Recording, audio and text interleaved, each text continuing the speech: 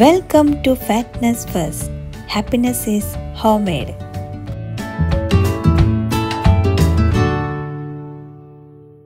Hello friends, എന്തൊക്കെയുണ്ട് വിശേഷങ്ങൾ? ഇന്ന് ഫാറ്റ്നസ് ഫസ്റ്റിലൂടെ വന്നിരിക്കുന്നത് നല്ല സോഫ്റ്റ് കേരള പൊറോട്ട റെസിപ്പിയുമായാണ്. അപ്പോൾ പെട്ടെന്ന് തന്നെ വീഡിയോയിലേക്ക് കടന്നാലോ? അതിനു മുന്നേ എൻ്റെ ഈ ചാനൽ സബ്സ്ക്രൈബ് ചെയ്യാൻ വിട്ടുപോയിട്ടുണ്ടെങ്കിൽ പ്ലീസ് ഒന്ന് സബ്സ്ക്രൈബ് ചെയ്യൂ. കൂടെ ബെൽ ബട്ടൺ എനേബിൾ ചെയ്താൽ ഞാനിടുന്ന പുതിയ പുതിയ വീഡിയോസുകൾ നിങ്ങൾക്ക് ലഭിക്കുന്നതായിരിക്കും.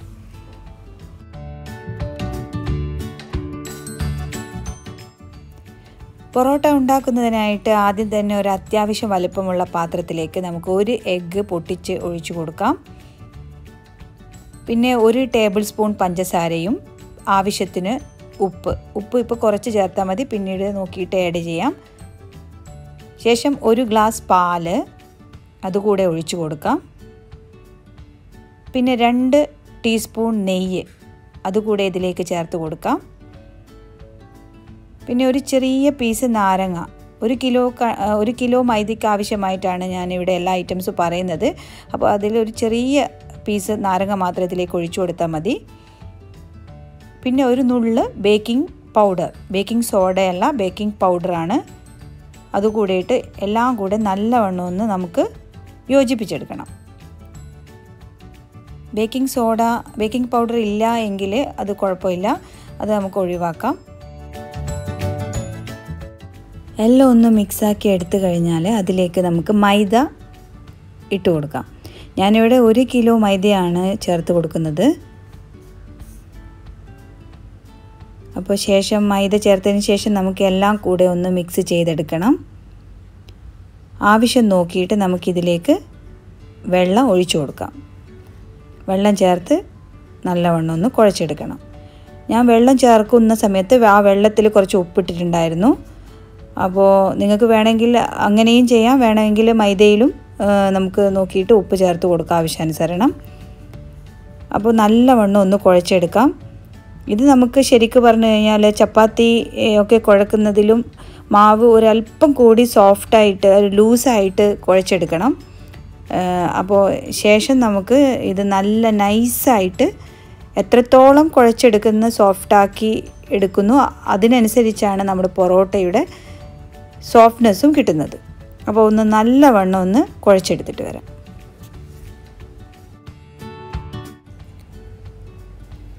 അത്യാവശ്യം സോഫ്റ്റായി തന്നെ ഞാൻ കുഴച്ചെടുത്തിട്ടുണ്ട്. ഇനി ഇതിൻ്റെ മുകളിലായിട്ട് നമുക്ക് കുറച്ച് വെജിറ്റബിൾ ഓയിൽ തടവി കൊടുക്കണം. ശേഷം ഒരു നനഞ്ഞ ടവൽ വെച്ചിട്ട് ഇതൊന്ന് കവർ ചെയ്യണം. കാരണം എന്താ വെച്ച് കഴിഞ്ഞാൽ നമുക്ക് ഇത് പെട്ടെന്ന് ഡ്രൈ ആയി പോകും. അതിനാണ് നമ്മൾ നനഞ്ഞ ടവൽ വെച്ചിട്ട് കവർ ചെയ്ത് കൊടുക്കുന്നത്. അപ്പോൾ ഒരു അരമണിക്കൂറത്തേക്ക് മാറ്റി വയ്ക്കാം ഇത്. ഓക്കെ,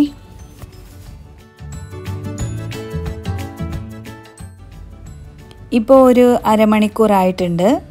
മാവ് നല്ല സോഫ്റ്റായി വന്നിട്ടുണ്ട്. ഇനി നമുക്ക് ഇത് ഓരോരോ ബോളാക്കി എടുക്കണം. അതിന് വേണ്ടിയിട്ട് ഒന്ന് മുറിച്ചെടുക്കാം. അപ്പോൾ ഒരു ബോള് ഞാൻ 2 പൊറോട്ടയാണ് ഉണ്ടാക്കാൻ ഉദ്ദേശിക്കുന്നത്. അപ്പോൾ ആ ഒരു വലുപ്പത്തിലാണ് ഉരുട്ടിയെടുക്കുന്നത്. അപ്പോൾ ബോൾ ഉണ്ടാക്കുന്ന ടൈമിൽ നമ്മൾ ശ്രദ്ധിക്കേണ്ടത് മാവ് നമ്മൾ തള്ളവിരൽ ഉപയോഗിച്ചിട്ട് ഉള്ളിലേക്ക് പ്രസ് ചെയ്ത് കൊടുക്കണം. ഇങ്ങനെ പ്രസ് ചെയ്തെടുക്കണം. അങ്ങനെയാണ് ബോൾ ആക്കി എടുക്കേണ്ടത്.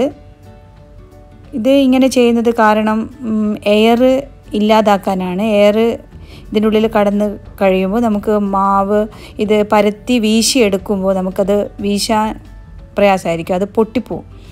അതുകൊണ്ടാണ് നമ്മളിങ്ങനെ ഈ ടൈപ്പിൽ ബോളാക്കിയിട്ട് എടുക്കുന്നത്. തള്ളവിരൽ ഉള്ളിലോട്ട് പ്രസ് ചെയ്ത് കറക്റ്റ് ബോളാക്കിയിട്ട് എടുക്കും.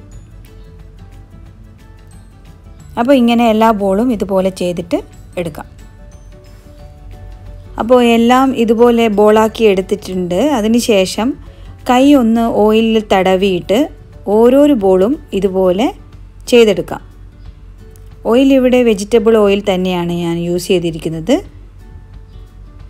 എല്ലാ ബോളും ഇതുപോലെ ഓയിൽ തടവിയെടുക്കാം.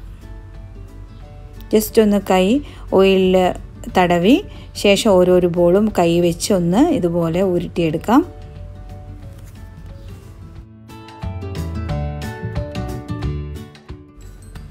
ശേഷം നമ്മൾ വീണ്ടും നേരത്തെ എടുത്ത ആ ടവൽ വെച്ചിട്ട് തന്നെ, നനഞ്ഞ ടവൽ വെച്ചിട്ട് തന്നെ വീണ്ടും കവർ ചെയ്ത് കൊടുക്കാം.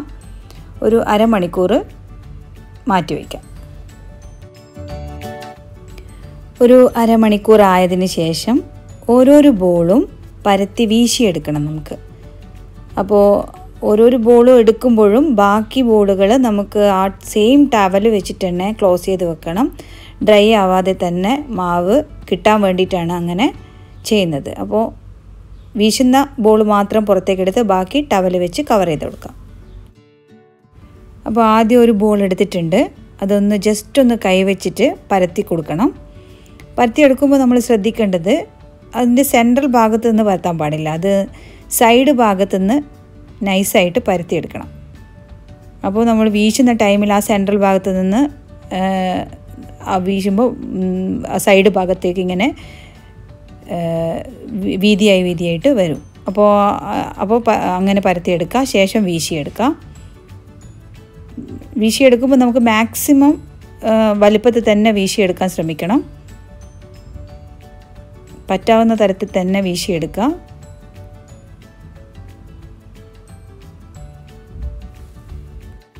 അപ്പോൾ മാക്സിമം വലുപ്പത്തിൽ വീശിയെടുത്തിട്ടുണ്ട്. ഇനി ഇതിൻ്റെ മുകളിലായിട്ട് കുറച്ച് ഓയിൽ തടവിയിട്ട് സെൻട്രൽ ഭാഗത്ത് നിന്ന് നമുക്ക് നീളത്തിൽ ഒരു കത്തി വെച്ചിട്ട് കട്ട് ചെയ്യണം. ശേഷം 2 പീസാക്കി മാറ്റണം. ശേഷം ഇത് ചുരുട്ടിയെടുത്തിട്ട് മാറ്റി വയ്ക്കാം. അപ്പോൾ ഒരു ബോളിൽ നിന്ന് 2 പൊറോട്ടയാണ് ഉണ്ടാക്കുന്നത്.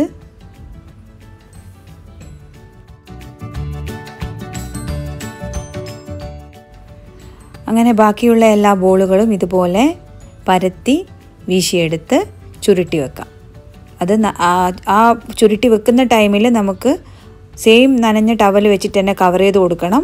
അത് ഡ്രൈ ആവാതിരിക്കാനാണ് ഇങ്ങനെ ചെയ്യുന്നത്. അപ്പോൾ വീശിയെടുത്ത് അത് ചുരുട്ടി അത് ടവൽ വെച്ചിട്ട് കവർ ചെയ്തെടുക്കുക. ഇനി ആവശ്യാനുസരണം ചുടുന്ന ആ ടൈമിൽ നമുക്ക് ഇത് ഓപ്പൺ ചെയ്ത് ഓരോന്നോരോന്നായി പരത്തിയിട്ട് ചുട്ടെടുത്താൽ മതി.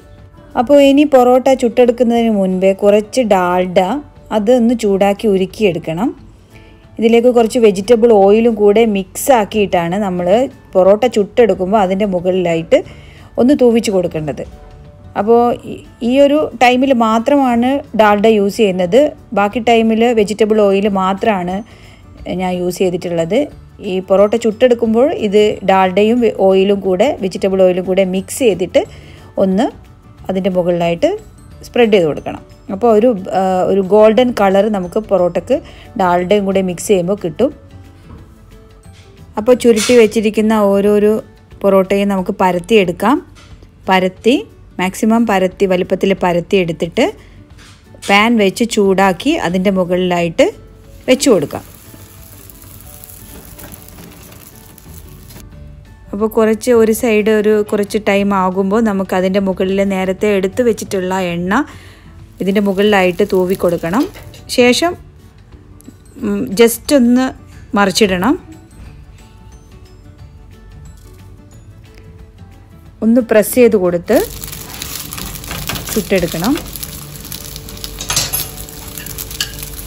മുകളിലും കുറച്ച് ഓയിൽ ഒഴിച്ചു കൊടുക്കാം. കൂടുതൽ ടൈം കല്ലിലിട്ടിട്ട് വെച്ചിരിക്കരുത് പൊറോട്ട. ശേഷം ചൂടോടെ തന്നെ ആ പൊറോട്ട അടിച്ച് സോഫ്റ്റ് ആക്കിയിട്ട് എടുക്കണം. അങ്ങനെ എല്ലാ പൊറോട്ടയും ഇതുപോലെ ചുട്ടെടുക്കണം. അങ്ങനെ നല്ല super soft Kerala parotta ready ആയിട്ടുണ്ട്. ബാക്കിയുള്ളതും ഇതുപോലെ ചുട്ടെടുക്കാം.